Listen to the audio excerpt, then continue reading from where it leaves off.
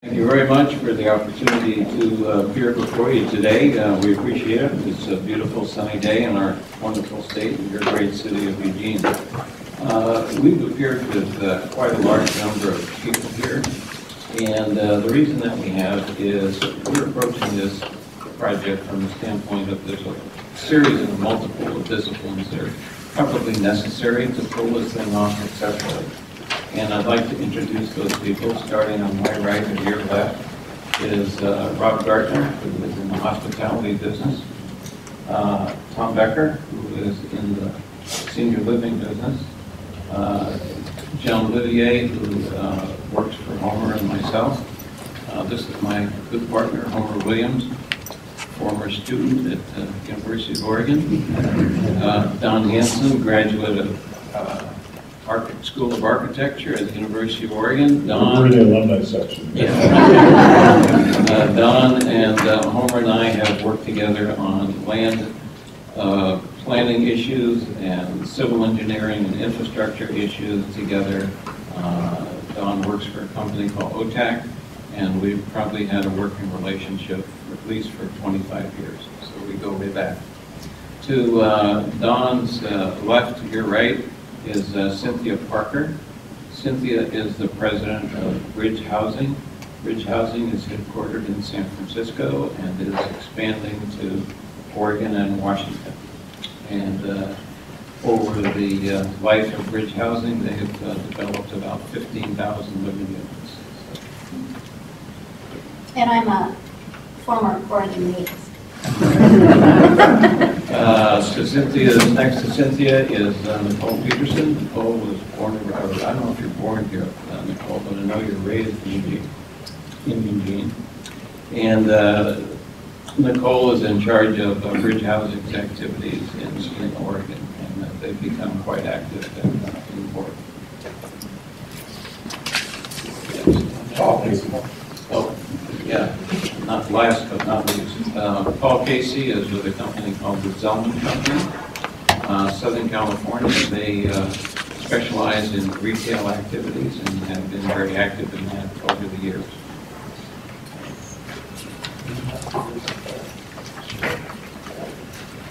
Whenever you, or if I were sitting in your shoes and I see a large group of people, I'd probably be thinking, who's going to run this thing? How's it work? And we got a lot of people here. And how's it work? And we follow a very simplistic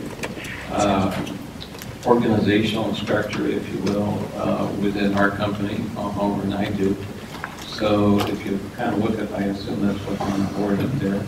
Simplistically, I always approach everything that you got to have a plan, and then you got to get organized, and somebody's got to lead it, and then you got to control it. And you know, unless you kind of follow those basic steps, if you got a whole bunch of people and cats, you're not going to do a very good job. My partner is a great visionary and thinks way out ahead of where I do. But my job is to herd the cats, and so I would be your primary point of contact through the negotiations of the various documents, development agreements that we might wind up with, together with your primary point of contact during the development of the infrastructure, and as we deal with our various partners here, for, as we look at these things as a horizontal aspect. In other words, it's basically a subdivision. And then we have vertical components. Our partners here are primarily involved in the vertical components, and Homer's job and mine and John's and Don Hansen's is more along the horizontal lines. With that, why don't we turn it over to Don Hansen to talk a little bit about the specifics, the physical aspects of the site. Yeah, I will. Again, kind of introducing myself, Don Hansen with OTAC. I'm a planner and urban designer. And my role at OTAC is master planning projects, taking them through the approval process and then on to implementation. Now, luckily, this project already has a master plan approved. And whoever did that, a big thank you from me. I've reviewed it. I think it sets an excellent framework for the property. going forward towards implementation. So it's great that there's consensus around that document going forward. First, just maybe a few comments on project goals. Very simplistic, building a better neighborhood with a sense of place, vibrant, walkable, and mixed-use community. A very critical point for me, grow the downtown to the river. This is the place to do it. This is the place to do it. Homer and I were talking earlier, it'll be the first time there's been true public access to a lot of this property in over 100 years. So this is history. It's an important step. And then a place for people, alive with options and diversity, which is why we have a diverse team today. A few points on the relevant experience. I've just included a couple of images, that collage projects that we've worked together on to show that we know how to build neighborhoods. We understand the nuances of streetscapes. The first 30 feet height of buildings are very important to us. How buildings relate to the streets, relate to the open space. What we see on this project is a family of streets. And we've done this quite often in the Pearl and South Waterfront and other projects, using a universal design approach to roads. It doesn't always have to be auto surface and pedestrian surface with curves in between. We want to look at other alternatives, especially on the side streets. We know the loop road through the property is going to carry more volume, and that needs to be a special consideration. But we want to think about people and pedestrians and bicycles on the streets. They can still function very well, but become outdoor living spaces for the project. And I included a few images from South Waterfront, where some of those side streets become green fingers that come in from the river. Very appropriate approach here. And I know you're anticipating maybe daylighting the drainage and having that be a large, very aesthetic, yet functional stormwater facility on the site. And then the next set of images are just really examples of recreation projects that we've done on the river, on the Willamette River in different locations, but on the same river. Downstream in Salem, the Riverfront Park, we did a lot of work there. We've done work in McCall, Idaho on a lakefront project. And then I included 2 images of a project called Center Commons. And I included that because the street is a winner, the Dutch terminology for shared street, cars and pedestrians and bikes. It's been very successful. It's been in place for over 12 years, I believe. So not only did we design it and build it and talk engineering into letting us build it, we've had a chance to monitor it and learn from it going forward. It's been very successful. And then we've done recreation projects also in the Portland area, master planning on the East Bank and Green Street. So I put one example of a project in Tiger. Thinking about the district around the site and growing it towards the river, again, I said that was very critical, and I believe that. Homer's had a chance to think about it himself, and we've talked, and maybe he could add some observations about the district and the site and the importance of the site. Well, I got to tell you, the first thing is how surprised I was at how successful Fifth Avenue is. I mean, I haven't been here for a few years, and it was staggering, actually. The energy, the restaurants, the bars, it's all the stuff we dream about when we start these neighborhoods. I remember when we started the Pearl, there was, we had one health club. It was the only business there. Today there's 500. But what you've done is set a great stage. And to me, this is not complicated. That's where you connect in the beginning and you march to the river. I think that, it's kind of interesting in South Waterfront. Pearl District is in what's called the River District, but we never get to the river. When we developed South Waterfront, the Pearl District was lower buildings, older buildings, and South Waterfront, big tall towers because of certain constraints. And, we always worried that it was going to be, would it work there? But what we didn't realize was that what attracted people was the connection to nature and the river. And that always became the theme from comments that we were getting back. It was remarkable, the draw that it had. And I think the opportunity that you have here is just extraordinary, frankly. And Brian Obio, I've known a long, long time, kept telling me he was going to build a hotel here, and I kept thinking, Brian, why are you going to do this? And, in fact, I tried to call him today and I missed him, but I mean, he's done a great job and everything around it's really thoughtful and it's got energy. And really what you want to do is build on the energy. What you do is you start these neighborhoods, you light the match, and you let them evolve because it's organic. You don't plan it down to the last, who's going to be on this street corner or whatever. But what you do is build on the energy. And I thought that was pretty staggering, what you've done. And having a piece of property in the river like this, I mean, it's very unique. So, really excited, actually. One pragmatic point that I left out is that, there'll be a lot of visioning, but I'm also going to be the cost estimate guy. We know that's important early on, and we are experts at pricing, designing and pricing infrastructure, streets, open space improvements. So that'll be one of my reasons. Thanks, Don. That's actually a good segue. I'm going to talk for a minute about just the logistical steps to kind of get to the vertical development.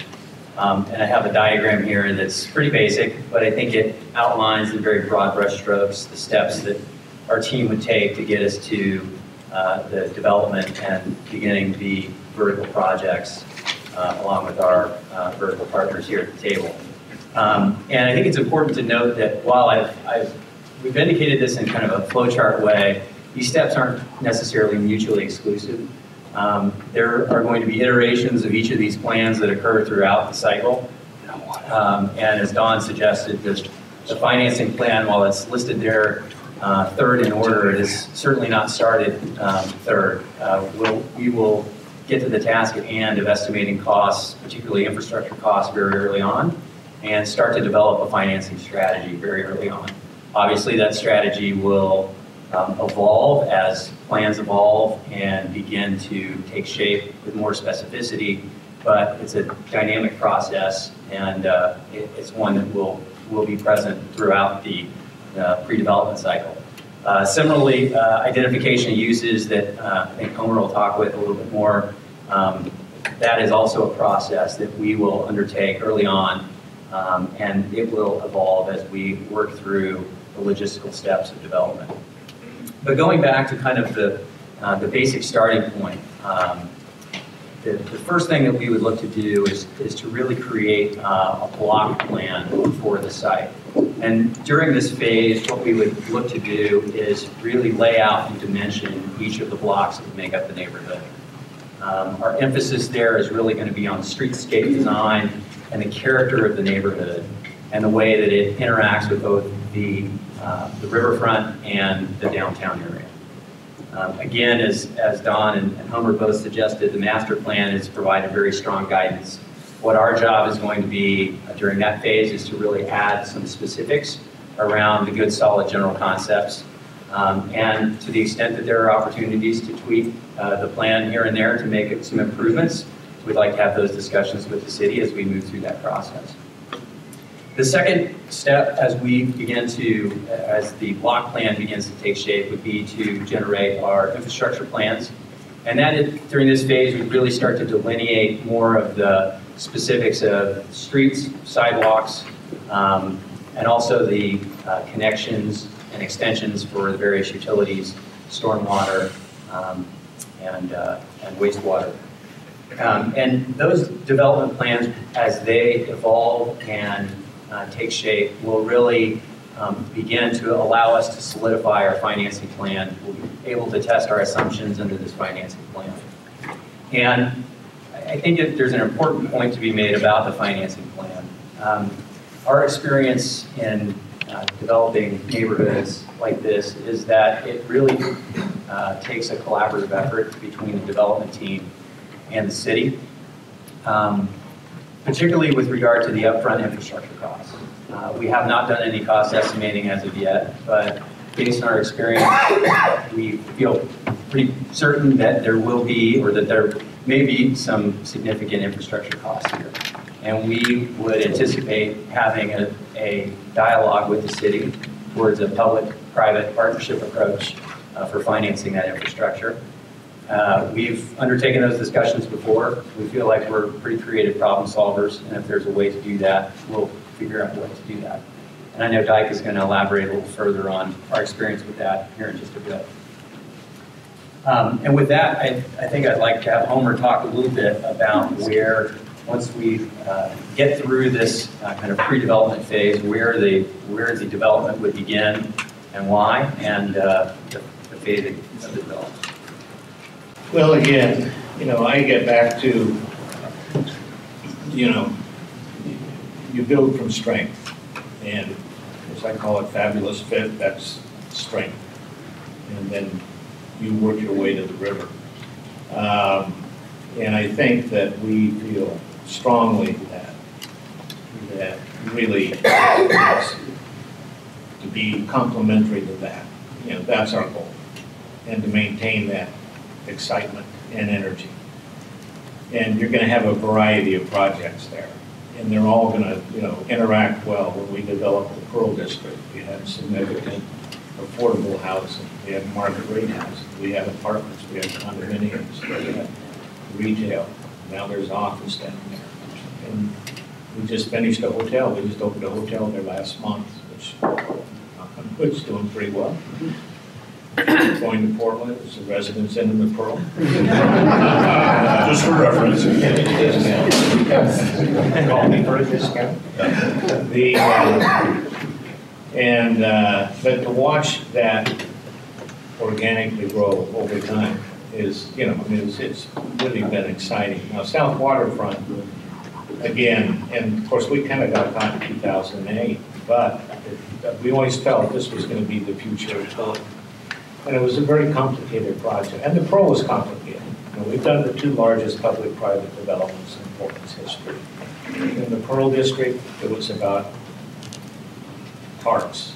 It was about who's going to pay for certain things.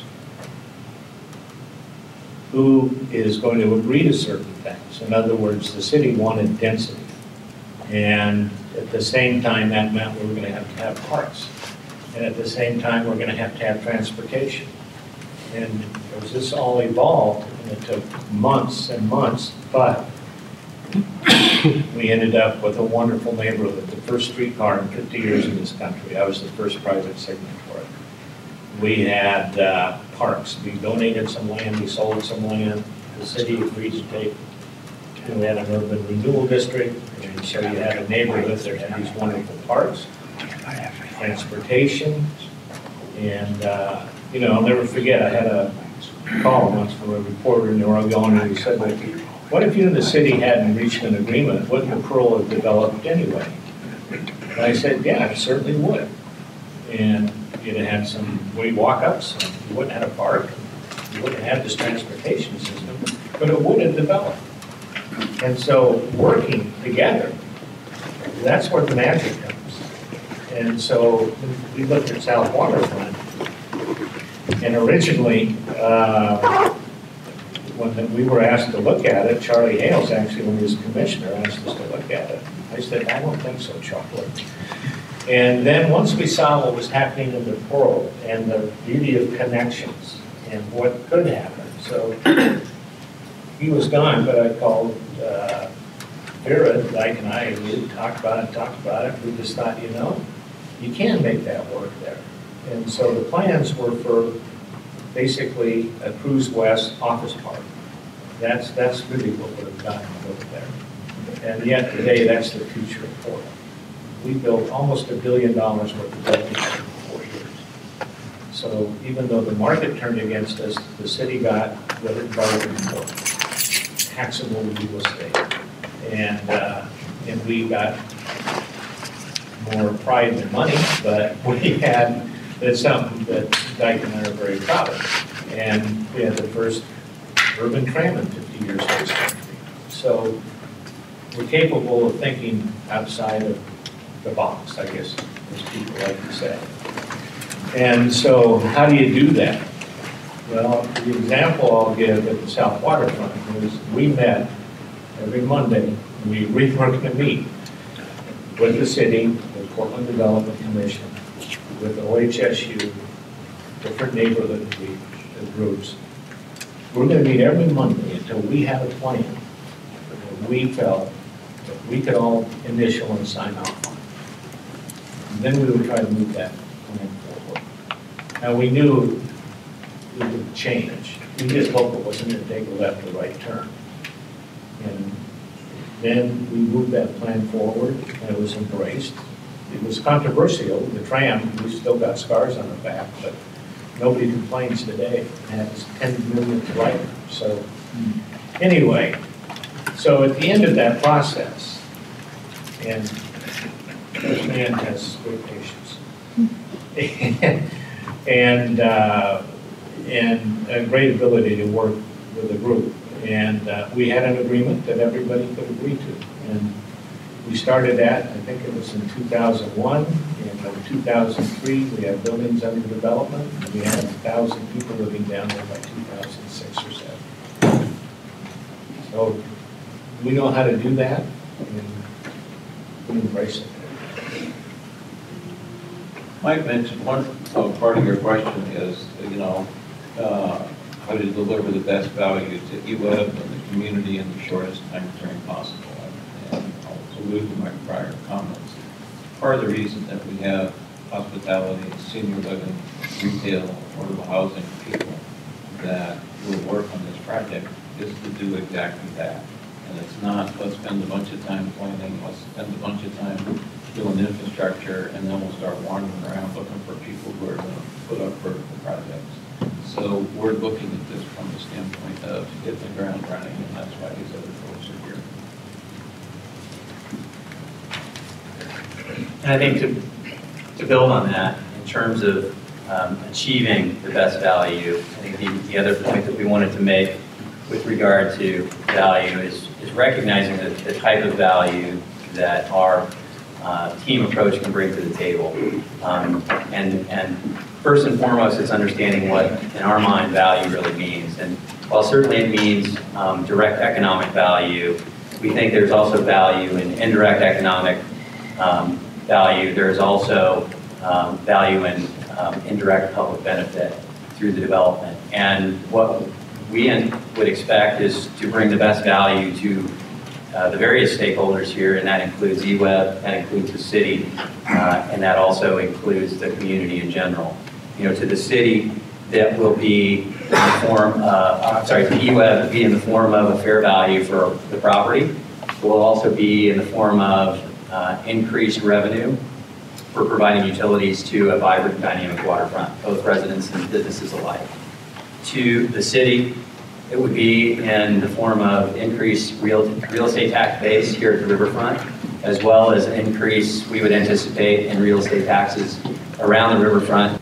And lastly, to the community, in terms of increased economic activity, the creation of new jobs, and an ability to use and enjoy the Riverfront in this area, which, as Homer mentioned before, hasn't been done by the community in probably well over 100 years. So we believe our approach will allow that, and as Dyke said, we provide that value in the shortest time frame possible because our team is ready to hit the ground running. And with that, I think I'd like to turn it over to Dyke to talk a little bit more about our approach in public-private partnerships and how we would expect negotiations to proceed going forward with EWEB if we're ultimately selected.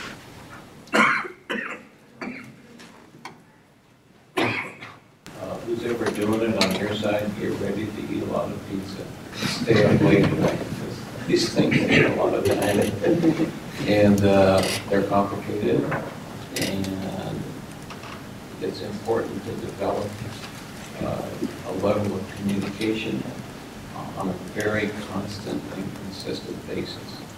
And you have to understand, all the parties have to understand that it's compromised, it's making a deal, and so on and so forth. And we've included an exhibit here, which there's no reason to get lost in the weeds on it. But I've included it because it's illustrative of sort of how you have to look at something like this. We have a development agreement with the City of Portland at South Waterfront that has 9 amendments. But if you piled up the paper, it's probably about this high. But at the end of the day, I can take one piece of paper, which is what you're seeing up there right now, and that's the whole deal.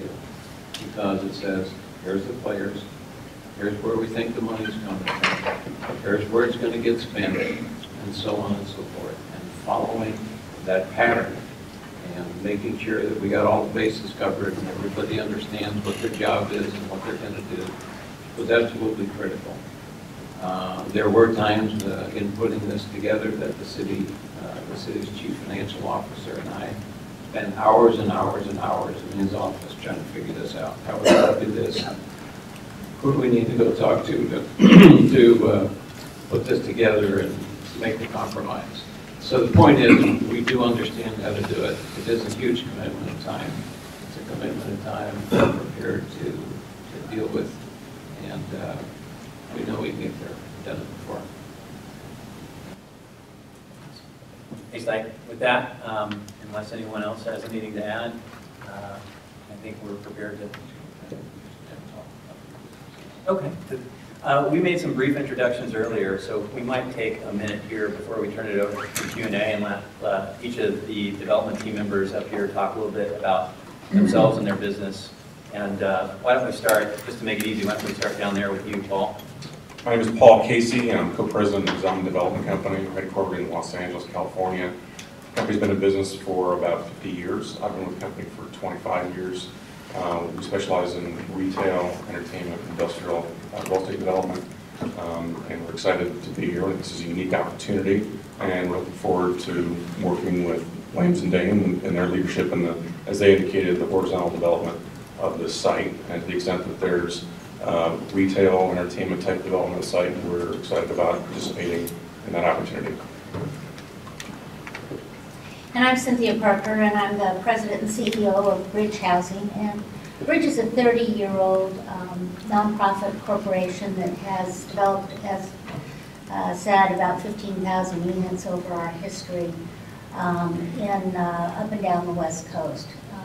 We are developers, we're owners, we're managers. We've done all types of affordable housing and mixed income housing, as well as done master development, but we believe very strongly in the mission of affordable housing.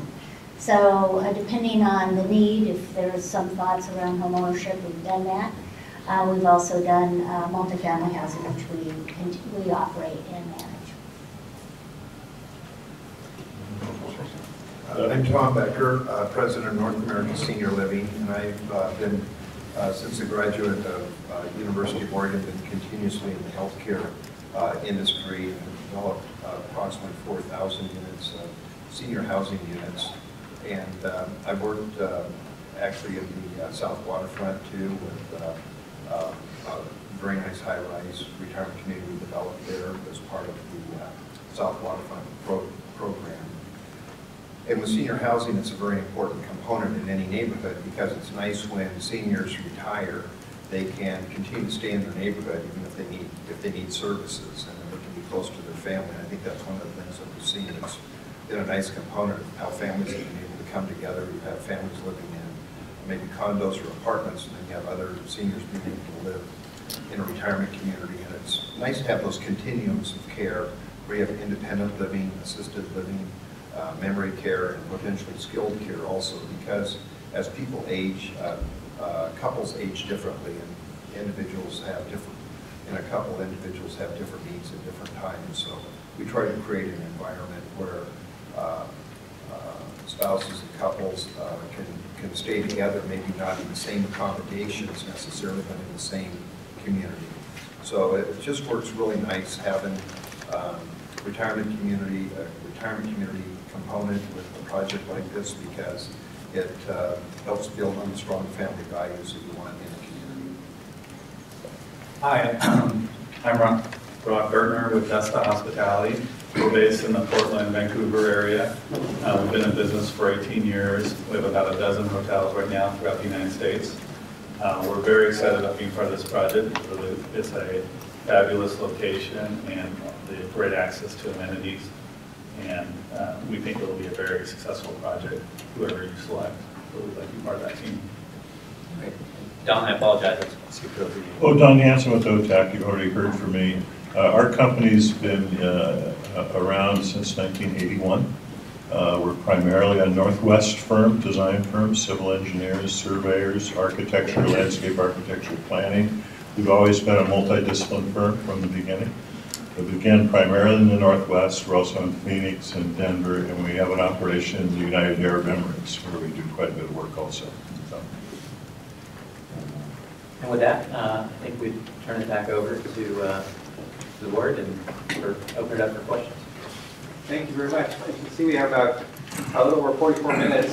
Each of the four commissioners and I have a preconceived question, and we have with good time, and we'll go into probably additional questions beyond that. So I'll start with President Brown.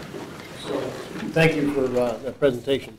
So you could share your impressions of key challenges to developing the property, and what are the potential barriers to take down, and how do you anticipate overcoming them? What was the last part of that? What are the potential barriers to take down, and how do you anticipate overcoming them?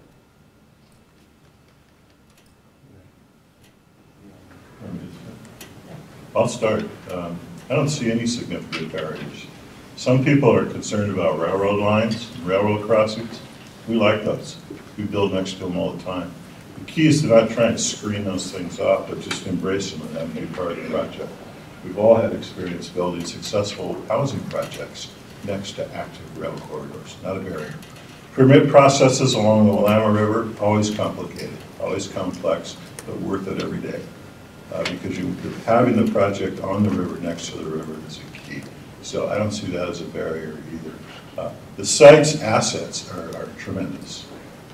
And so really, on balance, I don't see any big issues. I know we have a lot to learn about as we get into this, about the details of utilities, and thank you to the master planners again for putting the roads over the existing utilities. We have a little bit more to learn about any contamination issues on site that there might be. We need to study the traffic a little bit further in and out of the site, where the volumes are going to be, and that our detailed street design will certainly react to that. But I don't see any barriers. You know, it's interesting, but usually urban development is not as clean as everybody would like. It's not like going down to the suburbs and buying a farm. But the work we did in Portland, the first was we bought the old rail yards, so you can imagine what that was like. And then and really basically the South Waterfront was old shipyards and warehousing and that type of thing. So, you know, you've got to be careful, and you've got to, you know, these all have issues, and you can manage it. And it's just a question of doing it in a smart way. And but the opportunity here greatly far exceeds anything that I can see right now, I'll tell you that. I don't know if we'll find any good stuff in the ground like we did at South Waterfront. When we started doing excavation, we found two interesting things. One, a Liberty chip anchor, which is sitting in the pasture, or one of my pastures in the Yahat Big Valley farm my wife and I own. The other one was almost a complete cement truck, and we determined that Jimmy Hoffa was That was the other day we talked about it. I couldn't believe it, the Draco hits up there. It's a concrete truck. Oh, thank you. Well, I've got the second question.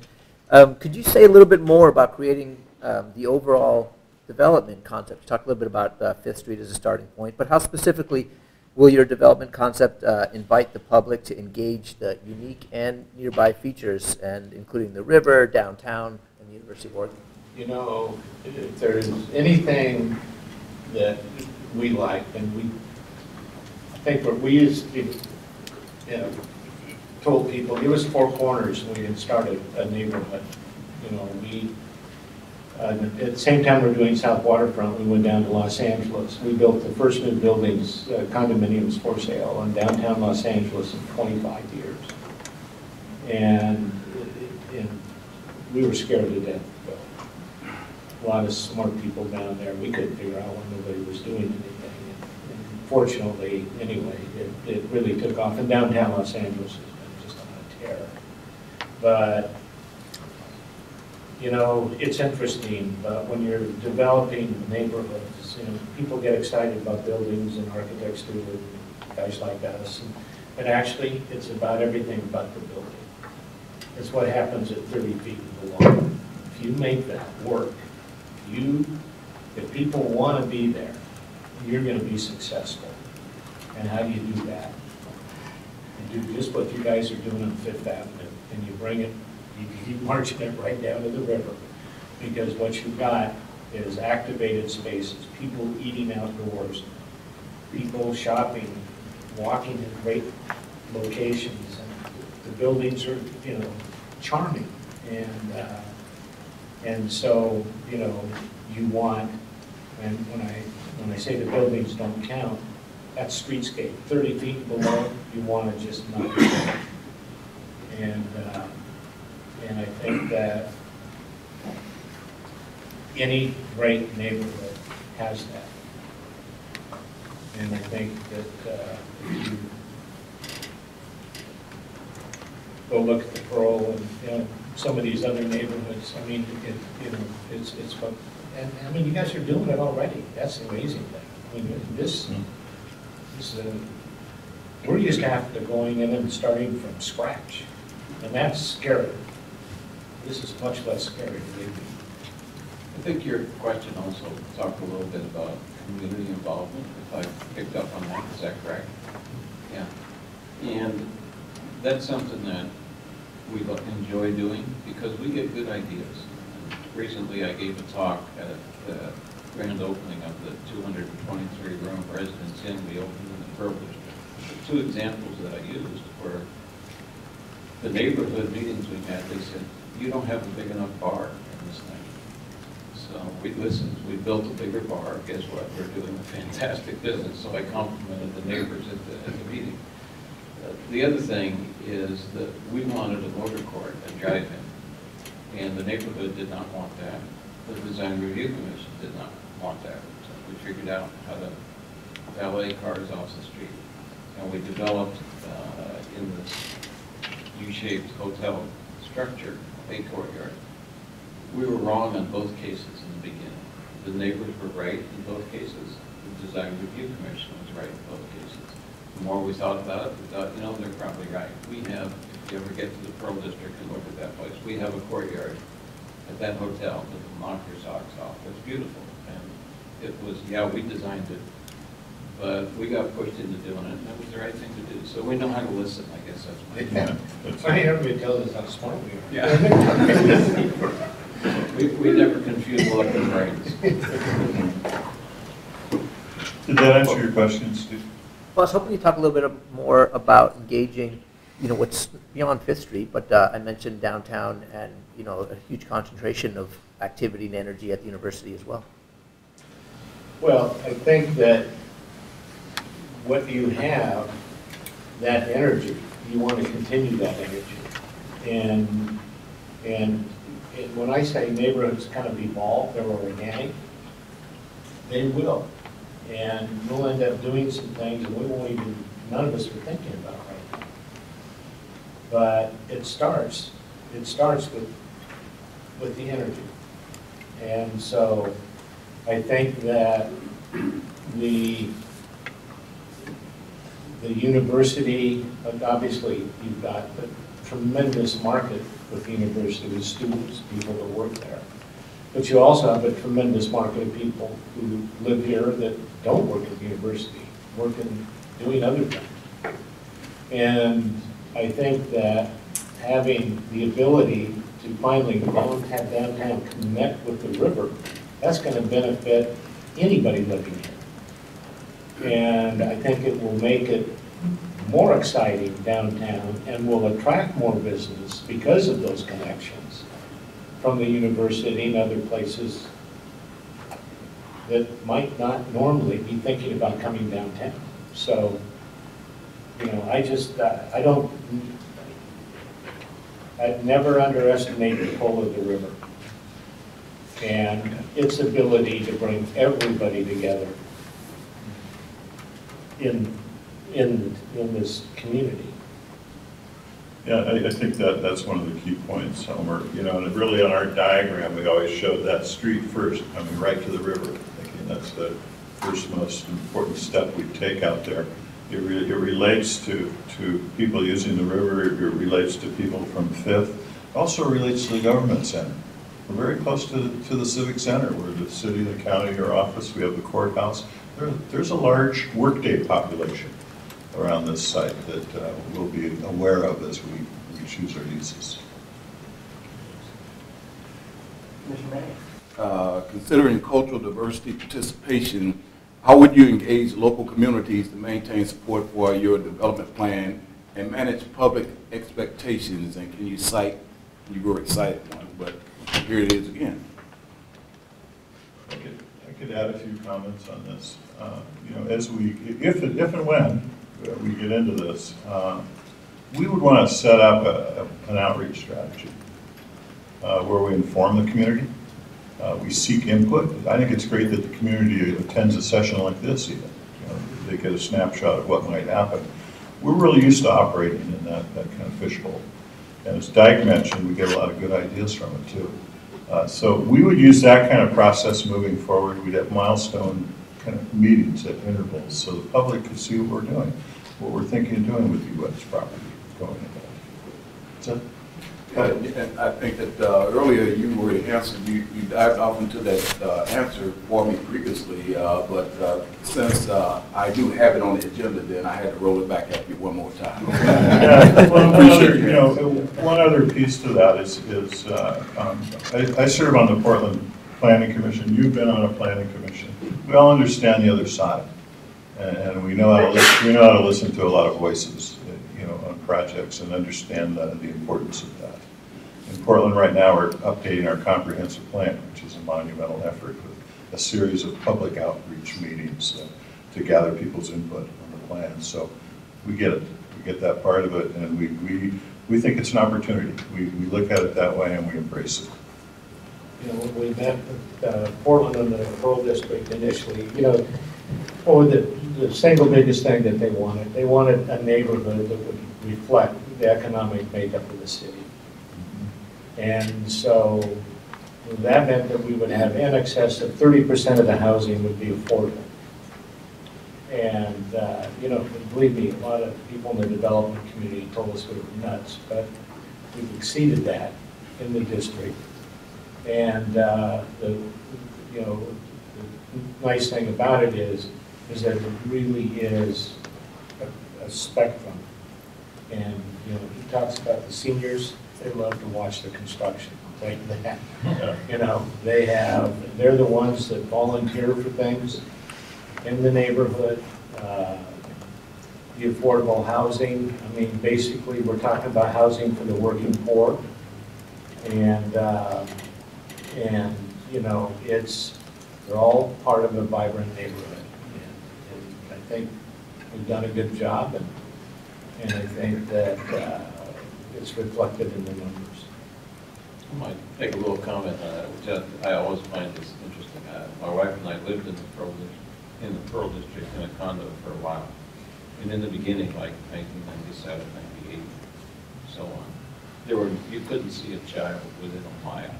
There was nobody. Guess what census tract in Portland now has the highest birth rate? It's right there in the Pearl District. Amazing. So when you talk about how a neighborhood can evolve, it's a great example. Must be all that beer. So you build, your construction is more based on fertility and I think we better be careful. Commissioner Simpson. Thank you, Roger. John, thank you very much for I really appreciate it. All of you. As you know, you're all being interviewed as a master developer. And would you please describe how you've incorporated and harnessed the energy of various other developers and builders in other projects in which you've played the role of master developer? And in answering this question, I'm specifically interested in knowing how you've incorporated local firms and minority-owned operations into that consideration. Let's speak to the last part first. Thank you. I'm sure you're familiar with Portland's business equity plan and so on and so forth, and MWESB and so on and so forth. I'm not familiar. No, it's a great program. It's accomplished a lot. One of the things that we did at South Waterfront, which we have encouraged the Portland Development Commission to take citywide on any project that they're involved in, was an enterprise we called the Project Apprenticeship Agreement. That was an agreement that we entered into with 10 labor unions, Oregon Health Science University, and ourselves. I've been the co-chair of that for, I think, 11 years now. The chair is a woman business agent, former tower crane operator for the operating engineers. What do we do with that? What we do is we encourage apprenticeships for women and ethnic minorities. We have percentage goals for each particular vertical project to encourage people to get into apprenticeship programs. We have facilities available to help single mothers get into union apprenticeship jobs, to get daycare, to get to work on time, and all the things that are tough to do. So we understand the importance of that. The unions understand the importance of it because they know that unless they change sort of the face of their workforce, they're not going to exist in the way that they have in the past. And so it's been a wonderful collaborative effort between them and, say, myself, starting out in year one like this with really bad body language and learning about each other, what we do, and we've accomplished some great things. So we've had projects there where we've had participation by women in building trades upwards of, say, 20%. And same thing with ethnic minorities. And to the first part, how do you harness the energy of the other contractors and developers that are needed to make up the whole action? You know, this is probably going to sound like a canned answer, but it's okay. It's really leadership. Right? You got to be excited. You got to push. It's lead, follow, or get out of the way. Right? You got to make stuff happen. Right? It's like when I've worked with real estate salespeople over in Bend. I worked with Broken Top for 7.5 years. I used to tell them every week at my marketing meeting, what is my job? My job when my feet hit the floor in the morning is to help you make more money faster. Like, get in line, let's get going. I think that examples would be, if you look at South Waterfront, we've got, we develop buildings, Girding and Needland. We've been partners and competitors in Portland for years. We had Primal Crow Company. We sell them one of our blocks to build an apartment. We had, you know, one thing that you spend money in the beginning and you hope the market stays because time is not your friend. And so we know how to execute, and that's what these things take, execution. And really, and that's why multiple disciplines. When we did South Waterfront, we built several buildings almost concurrently. Condominium, apartments, assisted living. And so we tried to reach a broad market as we could, as quickly as we could. And we weren't cannibalizing each other. And the same opportunity exists here. You know, John, on the consulting side, Right. We purposely, in the book that we submitted, it's a short book too, I might add, we purposely didn't detail out all of our sub-consultants that we use on this project. We don't want to do that yet. We want to kind of wait till there's more definition and then make those decisions. And when we make those decisions, we'll try and localize our approach. We have 20-year relationships with firms in the Eugene Springfield area. We've worked with them a long time. That was before they had WB and the kind of minority business enterprise measures even. So, we would tap into that network and try and localize ourselves in the community with our approach. Thank you. During the introduction, I forgot to mention that Commissioner Helgeson was not able to make it today due to a family commitment, so I'm asking his question. This is the last of our pre-planned questions, and we have plenty of time left here, so we'll get to some other questions as well. So the last of the pre-planned questions is, invariably, a public-private partnership agreement or any major project will run into issues where things go south, start to go off the rails. Just the nature of things. So what methodologies, tools, approaches would your team use to, A, detect those things, and then B, resolve those things? What we like to do in our office, and I think you have to do in anything like this, is you start out, it's okay to make mistakes, because we all make them. And what we don't try to do is hide them. What we don't try to do is, gee, I won't talk about it, I'll figure it out next month or the month after or whatever it may happen to be. Get it on the table, start working on it, and figure it out. But I think the most important thing is communication, right? And if we're working in a collaborative way, no one is saying, oh God, I got this thing, I don't think I can figure it out, but maybe 2 months from now I will. You just got to put it on the table. I don't know if I'm answering your question, but I think just good, honest, open communication is critical. And you work on something that is this complicated.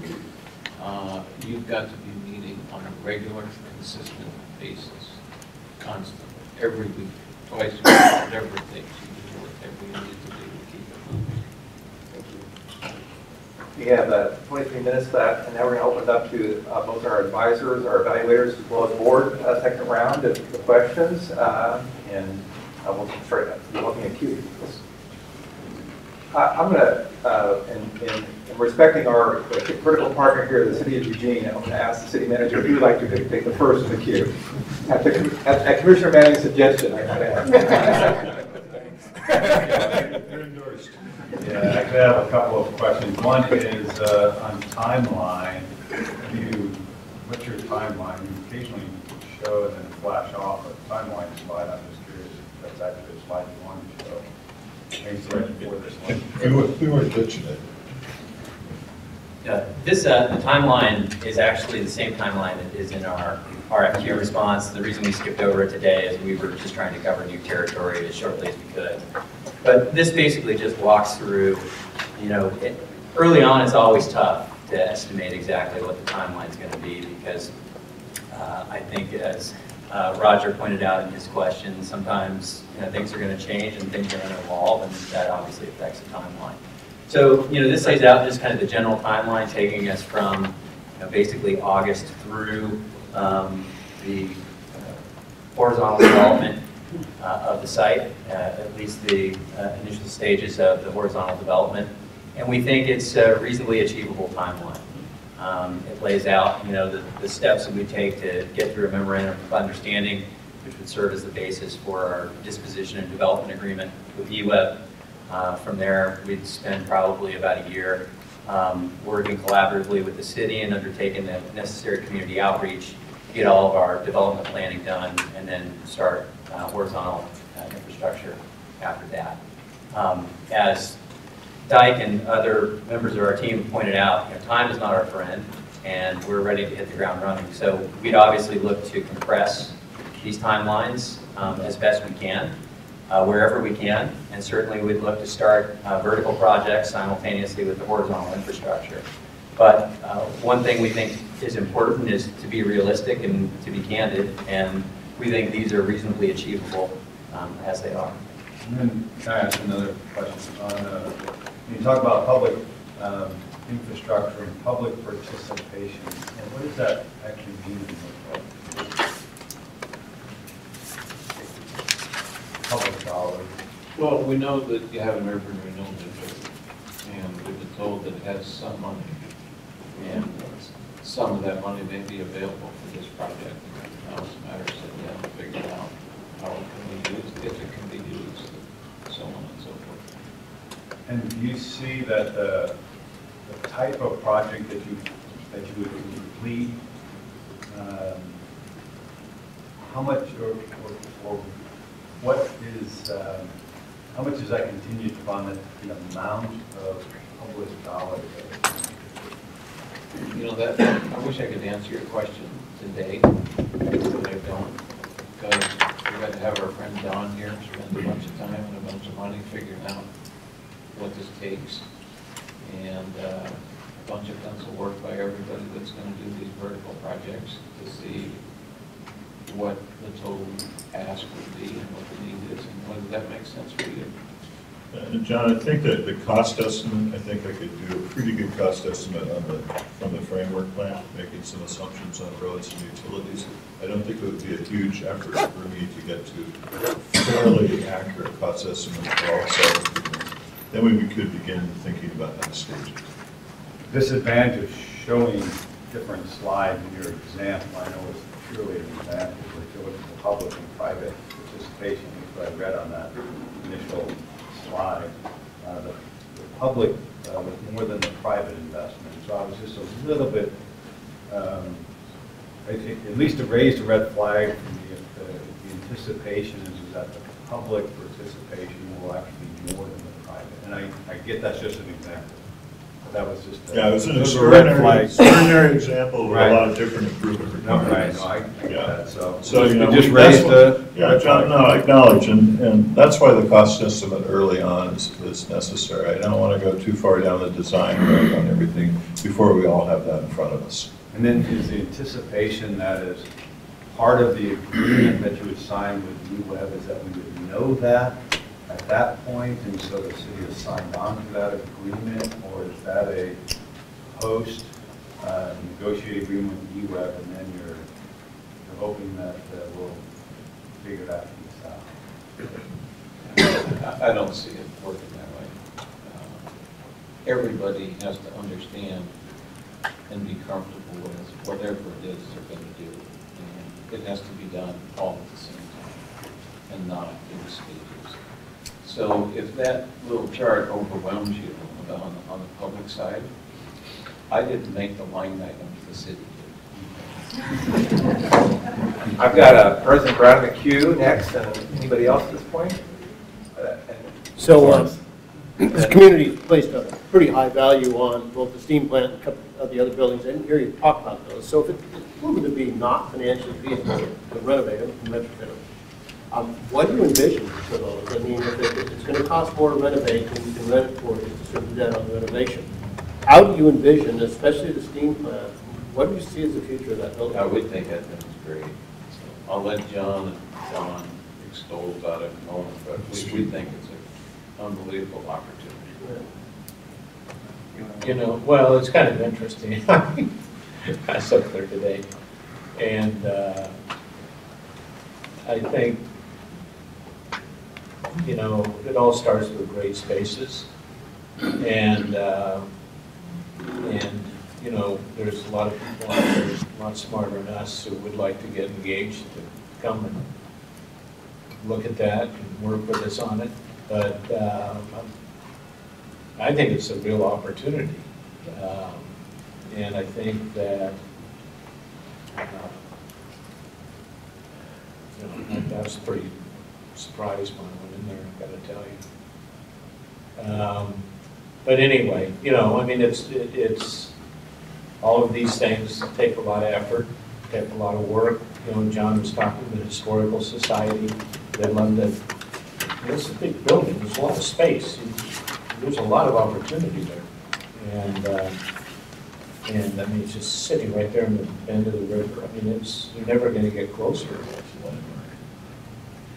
Well, and you know, Homer and Dyke cannot say it, but one of the reasons that I went to work for these guys is because they're creative problem solvers. And if that creates a problem for us, it's going to create a problem for anybody. And I'm a firm believer that if it's a solvable problem, we're going to figure out how to solve it.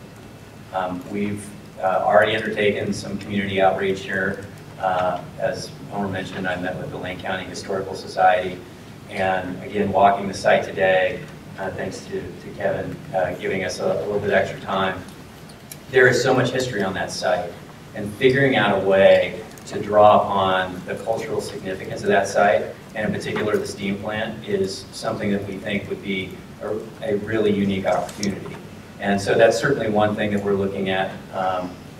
But again, to elaborate on what Homer and Dyke have said, we think there are a lot of opportunities there. It's very early in the process to know exactly what we could do, but we are really anxious to roll up our sleeves and try to figure it out. Ms. Lawrence, and then Commissioner Simpson. I really appreciate the comment that it's not about the building, it's about the neighborhood. But with all of these different pieces, how do you ensure the quality of the design? Do you have an internal design review? I see urban design represented on this. I'm ready. I'm ready. Good. Okay. In addition to the city's design review function, for example, at South Carolina, we created our own design review set of standards, if you will. And it was necessary. So if we sold a block to Trammell Crow, they had to go through our design review process. If we sold a block to Simpson Housing, which we did for their project, they had to go through a design review process. We sold a block to Reach Community Housing, they had to go through our design review process, in addition to the cities. To answer your question, it's a great question. But we have to create some design criteria, if you will, with involvement of the community, so that we don't wind up with a bunch of hodgepodge. It doesn't mean everything has to be homogeneous, so to speak, and everything else. It doesn't mean that they're not going to be different looking buildings. But there has to be some set of standards. Commissioner Simpson? Yes, thank you. I'm curious what your sense of placemaking is, and what type of story that placemaking conveys to the community. You mentioned the first 30 feet is what really makes it happen. If you could elaborate on that and go beyond just the master plan that we have supplied to you, take it to the next level as your own vision and passion. Where does that master plan serve as a launching pad to your own visions? I'll start with a few comments, and obviously we haven't done design work yet, but hey, I've got a semi-vision going up here somewhere. And I'll say a few things about elements I'd like to see woven in to the district to make it a great neighborhood. First of all, history. This site, unlike a lot of sites that we work on, has a fantastic history. It's evolved so much. When I was here 10 years ago, there were a bunch of power poles laying down out there. You know, and the history goes way back and comes forward. It'd be great if we found ways to express that in characteristics of the neighborhood. The other big influence from my perspective is the river, and kind of the riparian nature of that strip going along our frontage, and we're on the outside of the river too, the erosive side. I think it'd be great to have, I mentioned green fingers in one of my image slides, coming into the district, coming into the neighborhood from the river. You know, not literally big, trenches full of water, but just different landscape approaches along our streetscape that express that. I think that's an important component that I could see woven into our design guidelines and hopefully the improvements that are there. And then lastly, the word I would use is diversity. You've got a lot of diverse developers up here that have worked together and intend to work together on this project. Having different land uses and activated ground floors and all these buildings is, I think, going to really pull the neighborhood together. Diversity. It shouldn't feel like a project, it should feel like a neighborhood. And diverse uses, diverse architecture that still fit within kind of a framework of design guidelines are important components of that. So those are just a few thoughts, Joe. In a neighborhood like that, first of all, you want, at the street level, you want it all activated. You don't want somebody to open up an office. And that's all you're doing is walking by windows that are shut or any of that. You want things happening. And then, especially on the main thoroughfares, and as you get off of those, we found live work which always ends up being wood. And we've got it in a lot of our buildings in the Pearl District as an example. And in South Waterfront, at River Place. But what, and these are small businesses, you know, that are great for the neighborhood, people living there.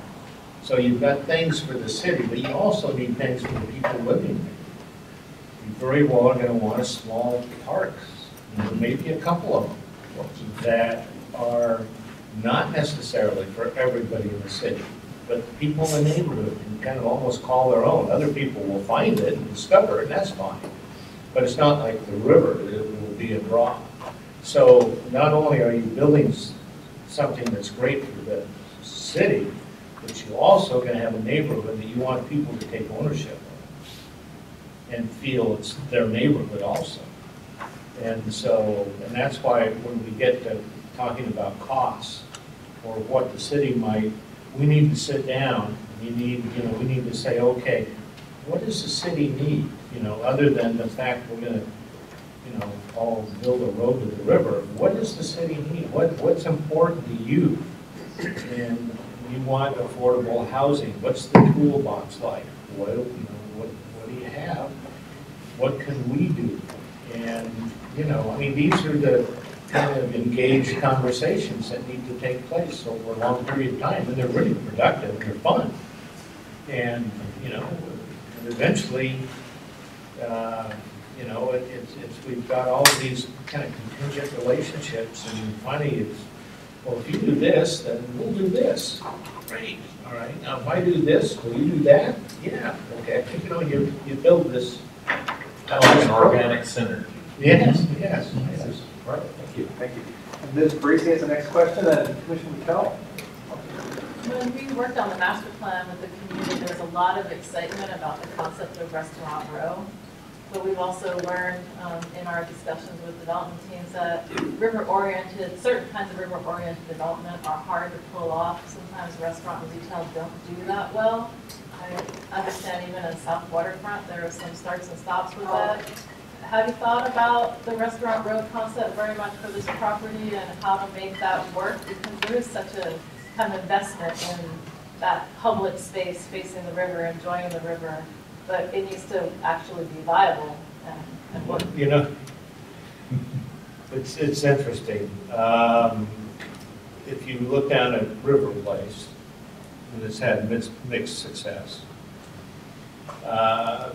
Two reasons. One is it's single-loaded retail and double-loaded retail, obviously. The other reason is in the winter, it's not a very pleasant place to be because you don't have buildings on each side and you're not protected from the elements. And so there's one restaurant that kind of always does okay and everybody else struggles. Now, having said that, I think, you know, Restaurant Row, to me, is kind of the antithesis of really a kind of a neighborhood, a kind of a cool, where you go and discover things as you walk, and, you know, the Restaurant Row, yeah. And so now, knowing you're going to have some restaurants there, what else can you do? And that's part of the fun part of these exercises, is figuring it out. And I think that there's some great solutions, and it's really important picking who your restaurants are going to be. In the Pearl District, especially at the rail yards, we had no chain restaurants. We had local restaurants. You bring in a chain restaurant, you're going to end up having to provide parking.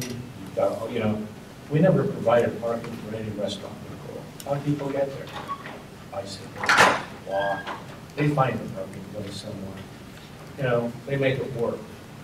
And so if you look at what's going on downtown, you got all these charming little places, great businesses. And you know, you want to continue that. Restaurant Row scares me in the sense that 2 or 3 restaurant chains might say, hey, yeah, I want to be Chart House, we'll put one there, and somebody else and somebody else. I don't think that's what this town's about. Commissioner Mattel, are you okay? Mr. Farkas. So you've got an amazing assemblage here, very talented people who do different product types. Ideally, from your perspective, and I know this is very early on in your initial phase, what would be a mix of uses that you think make sense to energize this piece of property? Well, you're right. Go ahead. I think there's several things that could be going on at the same time. That's right. I mean, I'd like Cynthia Parker to talk. We think her projects, the kind of projects that we do, the kind of projects that Tom does. You know, when I say this to people, it usually is taken the wrong way. Our business, especially in developing land, is a liquidation business. Again, we repeat for about the 4th time what you've already heard, times nobody's around. We got to get after it. And the only way to do that is to get things going. And so unless Cynthia's cranking with her people and Rob is trying to figure out how we're going to finance a hospitality thing, and Tom is working on his thing, we're all doing this simultaneously, it's going to take too long and nobody's going to make any money.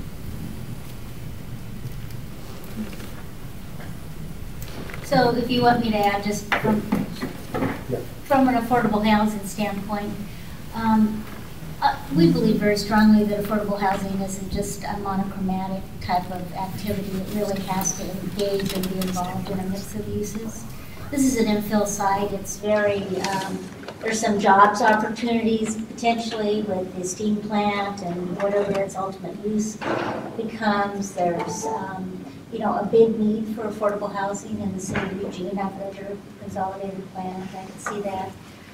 But it has to work so that there is that mix. And so we would work off of each other as we work as a team in order to really develop this infill site and make it work for the community. And value what the community values as well. Rob, you were going to have a last question, a 2-minute, 29-second Sure. question. I guess this is for Homer and Dyke. You guys have a lot of different projects, a lot of irons in the fire.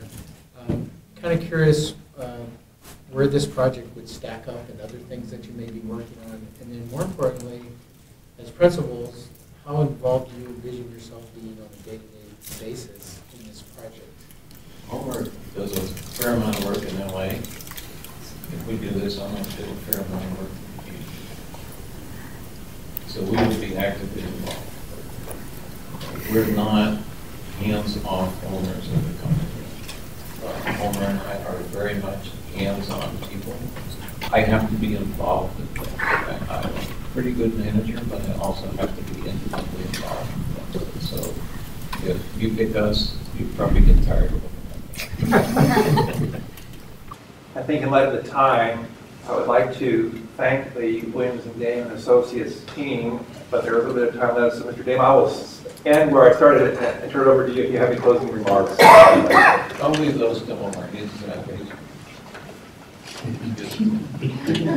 How about you, Don? You go ahead. Well, no, Homer. Well, I'll say a few things. Why should you pick us? I'll talk about that less in a minute. We've had success with complex projects. We've worked together as a team on those. We're good communicators and we're good collaborators at all levels, development level and the consultant level. We think our skills are complementary on the project. The group we got in front of you. And again, just lastly, real simply, relevant project experience. We built these before, and we're old enough to watch them mature and learn from them also. So,